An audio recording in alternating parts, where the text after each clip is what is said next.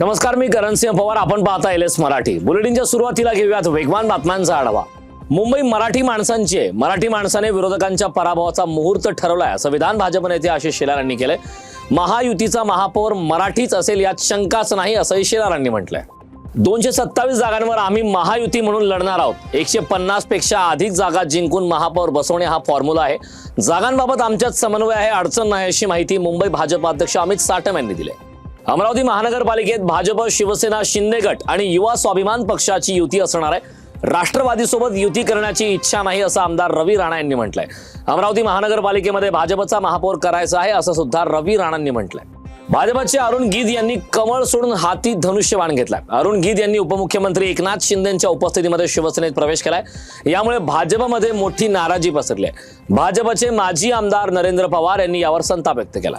महापालिका निवडणुकांसंदर्भात छत्रपती संभाजीनगरमध्ये भाजप आणि शिंदेंच्या शिवसेनेची बैठक पार पडली. या बैठकीत कोणताही तोडगा निघाला नसून उद्या पुन्हा बैठक होणार आहे. भाजपचे खासदार भागवत कराड, संजय केणेकर अनुपस्थित होते, तर शिवसेनेकडून संजय शिरसाट हे अनुपस्थित होते. त्यामुळे आज काही तोडगा निघाला नाही. उद्याच्या बैठकीत काय होणार याकडे मात्र सर्वांचं लक्ष लागलंय.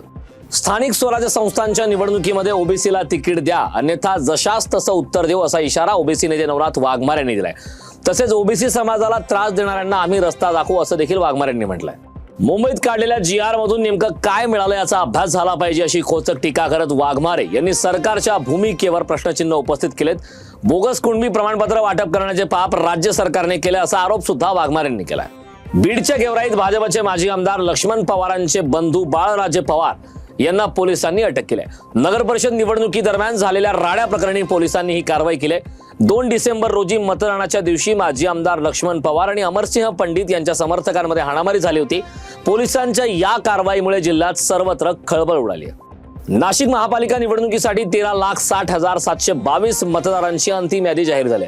अंतिम यादीमध्ये 7 लाखाहून अधिक पुरुष आणि 6 लाख महिला मतदारांचा समावेश आहे.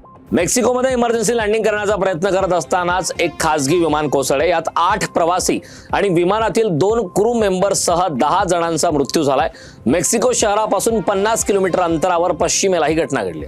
वेगवान बातम्यांचा आढावा घेतल्यानंतर या बुलेटिनमध्ये वेळ झालेली आहे. इथेच थांबण्याची. पाहत रहा एलएस मराठी.